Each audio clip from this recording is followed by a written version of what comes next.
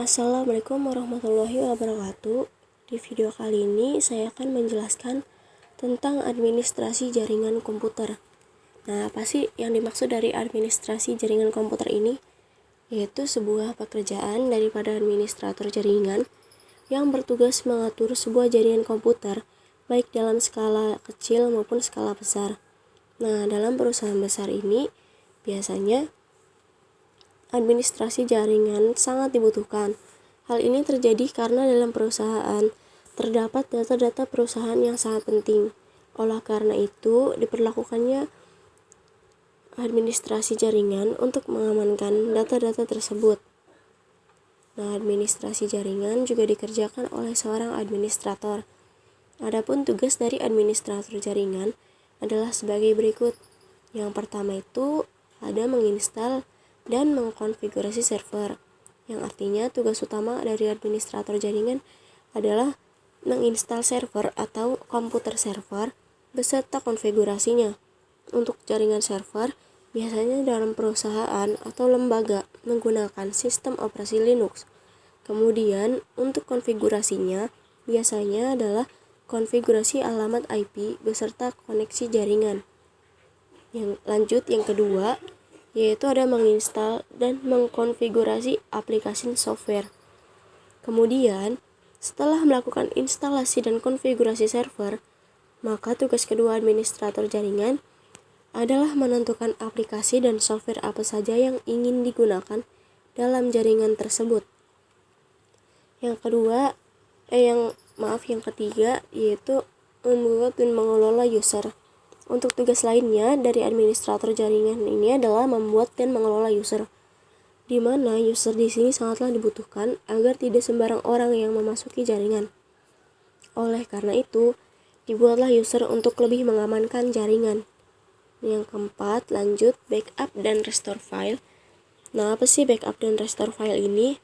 Nah, backup dan restore file ini sangatlah dibutuhkan dalam administrasi jaringan. Hal ini dilakukan karena jika terjadi masalah dalam server atau jaringan, maka data yang hilang masih tetap tersimpan dan aman. Kemudian, nomor 5, mengkonfigurasi keamanan sistem. Nah, keamanan sistem ini sangatlah dibutuhkan untuk melindungi jaringan-jaringan dan data-data dalam jaringan. Oleh karena itu, server atau sistem jaringan harus dikonfigurasi. Selanjutnya yang terakhir, yaitu menggunakan tool untuk memonitor keamanan jaringan. Untuk memonitor atau mengontrol jaringan, administrator diharapkan menggunakan tool dan tidak diharuskan untuk langsung mengontrol melalui server karena hal tersebut sangat beresiko terhadap keamanan. Pada intinya, administrasi jaringan adalah sebuah tugas dari administrator jaringan untuk mengelola sumber daya dan juga keamanan dalam jaringan komputer. Selanjutnya yaitu ada juga macam-macam alat infrastruktur jaringan. Nah, yang pertama itu ada router. Nah, router merupakan perangkat jaringan yang berfungsi menghubungkan dua jaringan atau lebih sehingga data dapat dikirim dari satu jaringan ke jaringan yang lain. Dengan menggunakan router, kita bisa menghubungkan dua jaringan yang berbeda. Contoh 192.168.2./24 dapat terhubung dengan jaringan 200.200.200.0/24. Sekilas cara kerja router bisa dibilang mirip dengan bridge, yakni sama-sama meneruskan paket data, membagi jaringan menjadi beberapa segmen, atau menyatukan segmen-segmen jaringan tersebut. Hanya saja, router berada pada lapisan ketiga OSI. Nah, yang kedua yaitu wireless card. Nah, ini merupakan salah satu perangkat jaringan yang dapat menghubungkan dua device secara nirkabel atau tanpa menggunakan media kabel. Dengan menggunakan wireless card, dua komputer atau lebih dapat saling terhubung melalui jaringan Wi-Fi tanpa harus menggunakan kabel jaringan. Laptop saat ini kebanyakan sudah dilengkapi dengan wireless card di dalamnya, jadi kita tidak perlu membelinya secara terpisah. Berbeda dengan komputer, yang terlebih dahulu kita harus membelinya secara terpisah. Selanjutnya ada LAN card. Sama halnya dengan perangkat jaringan yang lain, LAN card juga berfungsi menghubungkan dua atau lebih komputer dengan menggunakan media kabel. Perangkat ini biasanya banyak digunakan dalam jaringan LAN. Nah, LAN juga bertugas mengubah aliran data yang berbentuk paralel menjadi bentuk serial, sehingga dapat ditransmisikan melalui media jaringan seperti kabel UTP. Selanjutnya ada bridge. Bridge merupakan perangkat jaringan yang memiliki fungsi memperluas suatu jaringan sekaligus membuat sebuah segmen jaringan. Cara kerja bridge yaitu mengenali alamat MAC yang mentransmisi sebuah data ke jaringan. Kemudian, bridge akan membuat tabel internal secara otomatis, di mana tabel ini menentukan segmen mana yang akan di-routing dan mana yang akan difilter. Selanjutnya, ada modem. Modem atau juga modulator demodulator atau juga yang bisa sering disebut dengan modem merupakan perangkat jaringan yang memiliki fungsi mengubah sinyal digital menjadi sinyal analog ataupun sebaliknya. Data yang diberikan kepada komputer ke modem ini umumnya berbentuk sinyal digital.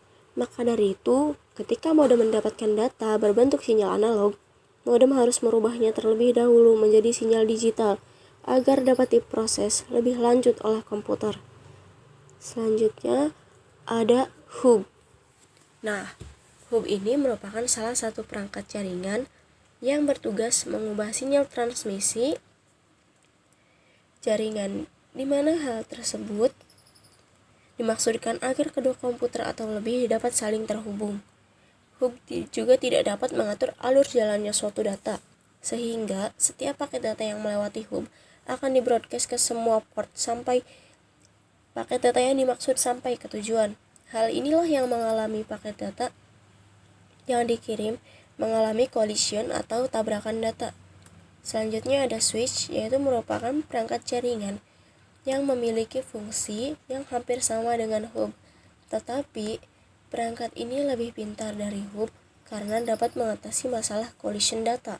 Tidak hanya itu, switch juga memiliki beberapa kelebihan seperti kecepatan transfer data maupun luas jaringan yang jauh lebih bagus dari hub. Selain itu, switch tidak hanya digunakan untuk membagi sinyal, tetapi juga memfilter paket data, kemudian meneruskannya ke jaringan yang dituju. Selanjutnya yaitu ada kabel jaringan. Nah, kabel jaringan ini merupakan media transmisi berbentuk kabel yang digunakan untuk menghubungkan dua komputer atau lebih untuk saling bertukar data. Nah, ada beberapa jenis kabel yang biasa digunakan, seperti kabel UTP, STP, koaksial, maupun fiber optik. Biasanya, jenis kabel yang digunakan tergantung pada jenis topologi jaringan yang digunakan. Selanjutnya, yaitu ada repeater. Nah, repeater ini yaitu merupakan perangkat jaringan yang memiliki fungsi memperluas jangkauan sinyal Wi-Fi dari server agar perangkat lain bisa terhubung. Cara kerja dari repeater itu sendiri adalah dengan menerima sinyal dari server, kemudian memancarkannya kembali dengan jangkauan yang lebih luas dan kuat. Dengan kata lain, sinyal yang lemah dapat dipancarkan kembali menjadi lebih kuat dan luas. 10. Access point ini terdiri dari antena dan transceiver yang digunakan untuk transmisi dan menerima sinyal dari klien ataupun sebaliknya. Dengan adanya P ini, kita dapat terhubung dengan jaringan LAN secara nirkabel. Dengan kata lain, access point ini berfungsi menghubungkan dua jenis jaringan yang berbeda, yaitu antara jaringan wireless dan jaringan LAN. Dengan adanya beberapa perangkat jaringan yang telah disebutkan di atas, kedua komputer atau lebih bisa saling terhubung dan saling bertukar data. Simak juga mengenai macam-macam topologi jaringan, agar Anda tahu struktur atau konsep sebelum Anda membangun sebuah jaringan.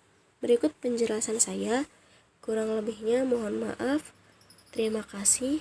Wassalamualaikum warahmatullahi wabarakatuh.